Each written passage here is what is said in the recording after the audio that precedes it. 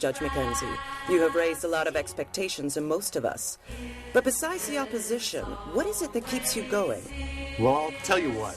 I'm engaged in a war for the heart and soul of America. I fight to guarantee that our children grow up in a society with truth and justice. I fight to safeguard the freedoms that are entrusted to us. You have mentioned several times the threat of unknown forces. What do you mean by this? This society is being invaded by forces unknown a generation ago. These forces are not using cannons and guns. It's the tolerance of the judicial branch towards the moral conduct. This aim is destroying the fabric of our society by attacking the fundamental. Ladies and gentlemen, introducing the judge of judges, the leader of truth, justice, and his way, Jenny's dad. This was my father. I was very young when he died. Dominated by pollution, there is simply one solution. That is the only way. Mama's acting like a hooker. Daddy's dead and grandma ain't no looker. That's my nympho mother with her boy toy at the moment. She was never around for me. I'm in Rome, home alone, happy as can be. Living life without strife, the perfect way for me. Yes. Every night, different hundreds of people love you. That's my grandmother, Rose. She's a stage actress, too busy to spend time with her family. And that's George, my best friend and confidant. Build a family, that's the way.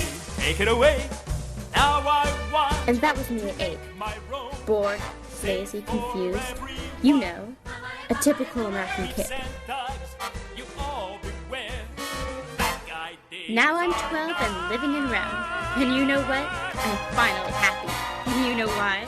Mother ran off with her new boyfriend, leaving me alone in an exclusive penthouse apartment with lots of cash and an unlimited credit card.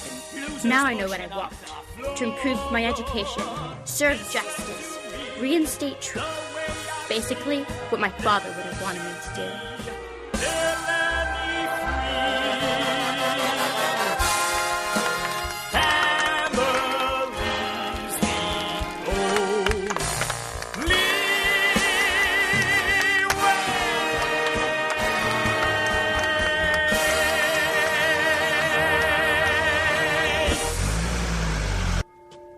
A big city, especially at night, is the perfect setting where every minute thousands of people break the law.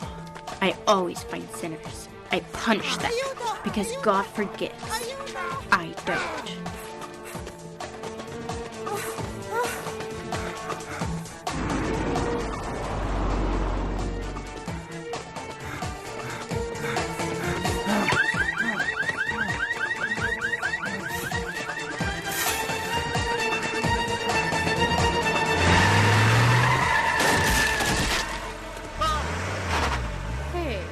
That was a hit and run.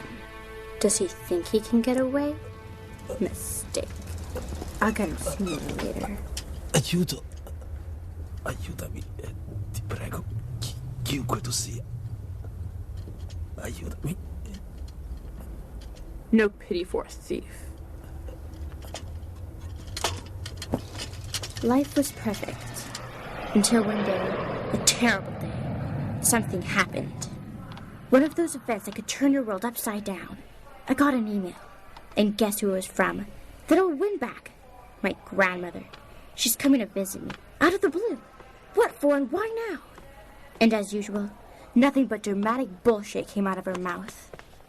To dream the impossible dream is to face the unbeatable foe. To bear the unbearable sorrow. How long do you intend to stay?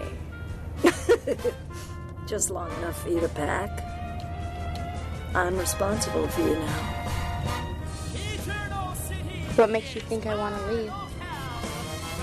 On a mission bold, high and moral. Losers pushing off the floor. Listen to me, the way I see living should be. They'll let me free. Family's the only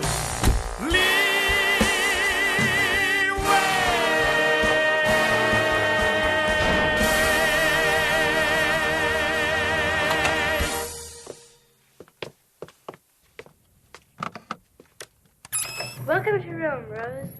We're gonna have so much fun, so much to do, and so much to talk about. I'm going to like it here.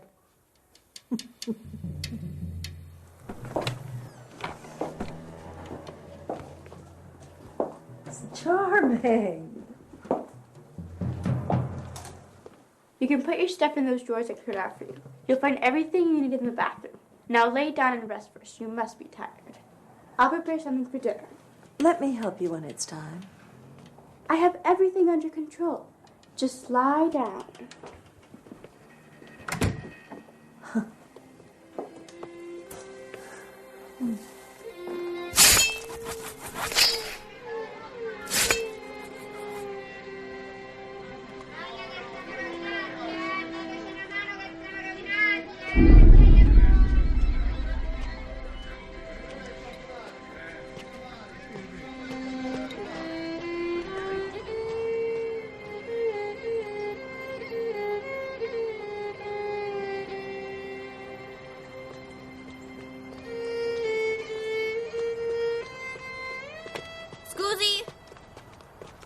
Scusi, Non ho tempo. per favore, solo per un minuto. Te l'ho detto che non ho tempo.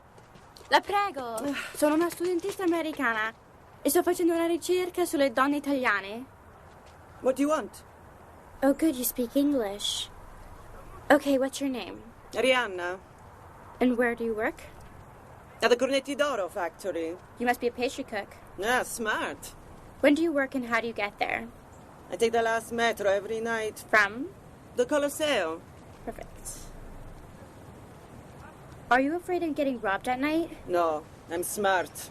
I never take money with me. I have to go. One last question. Do you believe in God, justice, and morality? Of course I do. Liar. I'm sure I'll be seeing you again. Jenny, we need to have a serious chat about how we're going to plan your life in New York.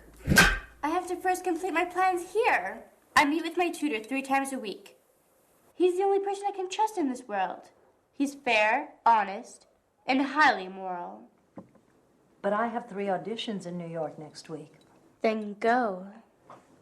Jenny, the judge gave me custody over you. You must do as I tell you to do. Besides, this is not your home. You need to go back and live like a normal teenager. Stop it! You remind me of your mother. She used to do the same thing. I'm nothing like my mother. I have a proposal. Let me reconsider my agenda. But only if I'm convinced your time here is really educational. This is excellent. Where did you learn to cook so well? I can do a lot of things. Well, never put peanuts in anything. It's the only thing I can't eat. I'm deathly allergic to them. I become violently ill and I could die. You wouldn't want that to happen, would you? Not so soon. Well, it will if you don't let me go to bed right after dinner. This trip has left me exhausted. Only on one condition. I want to tuck you in. I know how you feel about your mother, I really don't feel anything for her. and I don't blame you. The only good thing she ever did was bring me here and leave. I'm sure she'll be back. Soon she'll realize what she's done. This isn't the first time, and not the last. And honestly, I hope I never see her again. I don't talk to her either, but I miss her. She's still my daughter. Her whole problem is she can't handle your father's death. She's the kind of woman who needs a man to feel stable, fulfilled. And she found this in a man 20 years younger? Who never liked me? Who just wants her money? Why do I keep bringing this up? Now I've upset you. This is a great photo here. You look severe. I loved that part. That was in Who's Afraid of Virginia Woolf. I really wish I could have seen you perform back then. Acting is one of the most wonderful jobs in the world. One light and 1,000 eyes. And forgetting who you are and becoming all these different people. God, what excitement.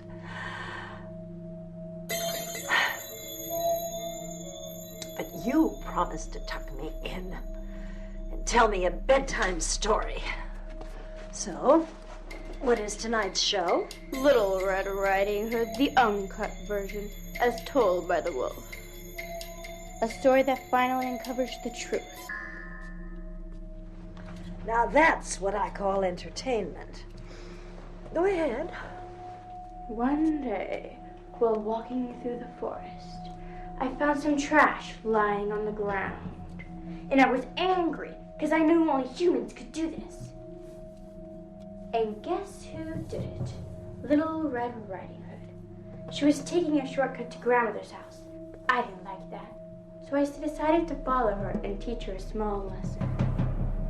I ran to get there before she could, so I could have a word with Grandma. When I got to the cottage, nobody was home. Grandmothers are never around when they should be. So I had an idea. I got into her nightgown and slippers and climbed into the covers. When the little girl came in, she thought I was Grandma. Dumb girl. She then starts to insult me. She tells me I have big ears. I was hurt, but I calmly explained it was better to hear her with. She then comments about my eyes. So I told her it was better to see her with. Now this is the worst. She comments about my teeth. You know how I have a complex about them. So I screamed it's better to eat her with. She ran out into the woods, and I ran after her, hoping to calm her down. Do you know how hard it is to run a nightgown and slippers? I then met Grandmother. After that, she spread rumors that wolves eat little kids. And then we've been persecuted. And since then, the lives of all wolves became miserable.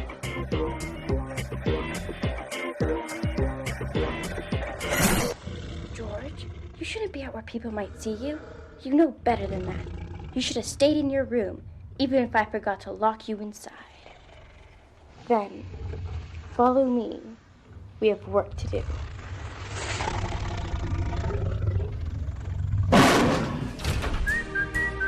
Oh, yeah.